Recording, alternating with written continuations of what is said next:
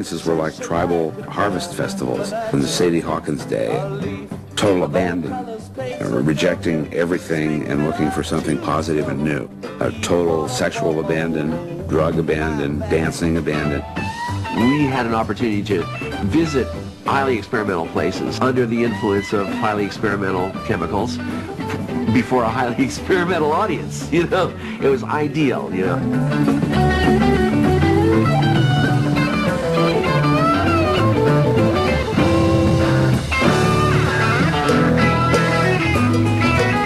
It's an interactive event, the Grateful Dead. We become one big entity tied at the heart. That's what it's all about. We're not the whole event, but we're an important part. We're what the event sounds like, and we offer a space to ritualize.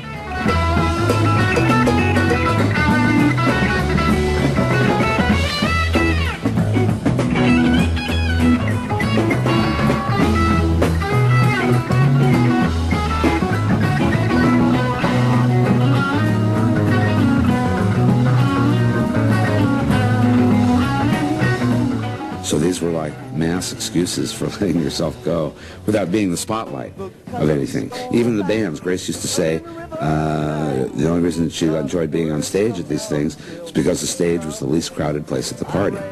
And you could see up over everybody and see what was going on everywhere. One time I hitchhiked from Austin to San Francisco with this guy, and then later, his name is Chet Helms, and later he got involved in promoting the dances in San Francisco. I love the acoustic draping in the Avalon, which gave it a wonderful, warm, interior, womb-like sound. I love the sprung dance floor, which if you got 300 or 400 people dancing on the floor at one time, the floor would rise to meet you and lift you even higher, you know. The Avalon and such similar institutions are the few socializing institutions which teach people how to live and be with one another. They were experimenting with being loose at the beginning also. It's like, oh my God, it's safe here. And I can, you know, eat my chocolate cigarettes without anybody catching me. I can hug a girl, or I can put paint on my face. I can put on Goodwill clothes. I can act out cavalierism. You know, there was a very nice feeling of open airness, even though you were indoors. Well, Chet was the he was the mellow guy, and Bill was the bully, you know. So Chet did it in a nice homespun way, and Bill was really aggressive and really wanted to make a home for rock and roll, and he had big plans.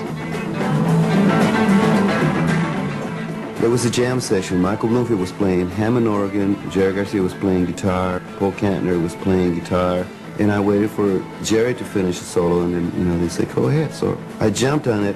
And when I finished, Bill came over and said, hey, yeah, that's pretty good. You got a band? I said, yeah, I got a band. He says, okay. He says, I want you to come on over and open up for the Loading Zone and the Who, you know?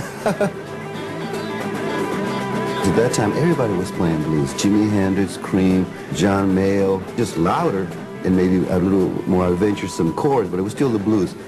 We came out with some blues, but the foundation was Afro-Cuban music. So all of a sudden, the women could dance. And there wasn't this, want to dance, honey? You know, my name is George. What's yours? Charlotte? Out of sight, Charlotte. No, they would walk in, and if 10 people were dancing, they would join a circle.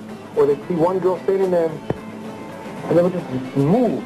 And they may not say anything to each other all night long. Or they may leave together. But if they didn't leave together, it was a thank you. Okay.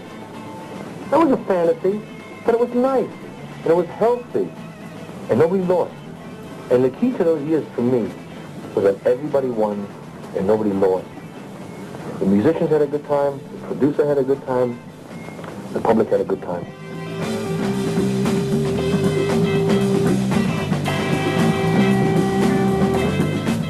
Taking their social cue from the idea of endless summer and California culture. All of a sudden, almost overnight, people were growing their hair long, taking lots of drugs, and trying their darndest to all screw each other freely.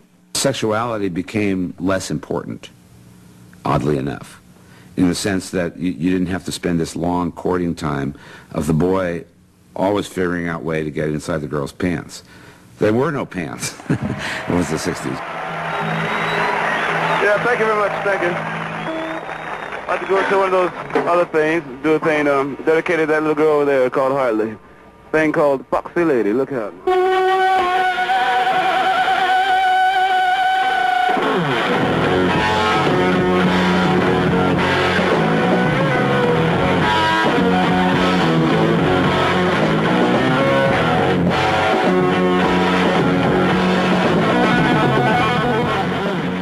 Like if I'll get up at 7 o'clock in the morning and I'm not, I'm really sleepy, but then I open the door and see somebody that appeals to me, or like, first of all, think, what in the world is she doing here?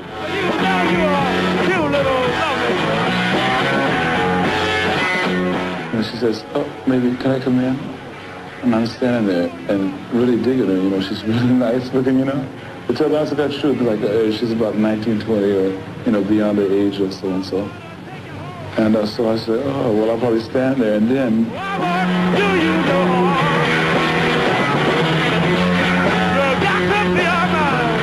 Physical desire is very normal, and it happens, and there's nothing wrong with it. I think that sex is just much groovier when there's love, There's a lot more happening, but there's nothing wrong with just sex for sex.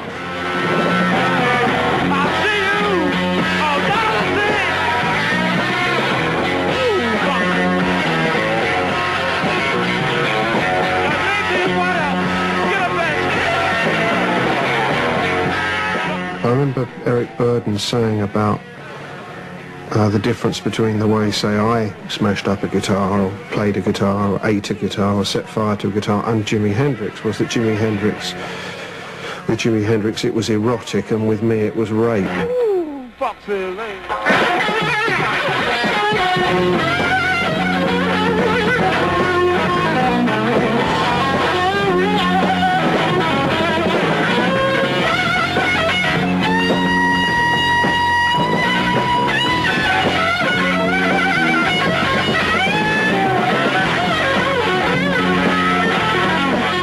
You always go to a movie and it's like a little screen and then all of a sudden they give you CinemaScope. And that was the music of Jimi Hendrix. Even on Blues Changes, his music was very wide.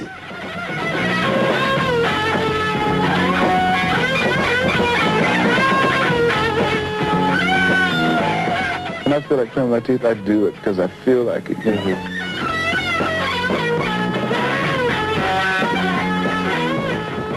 When I'm on stage, I'm complete natural, more so than, talking to a group of people or something.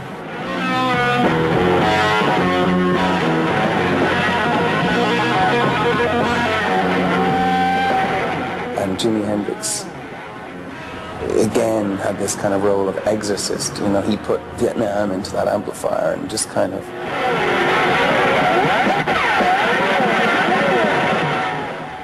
He's the great instrumental genius of rock and roll.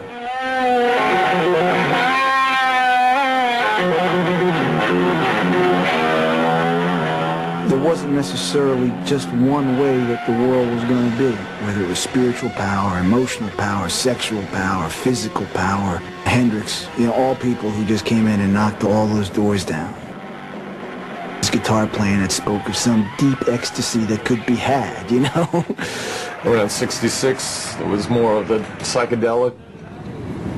People would get more experimental, like Hendrix and the Doors. What the music is your special friend. Dance on fire is intense. Music is your only friend.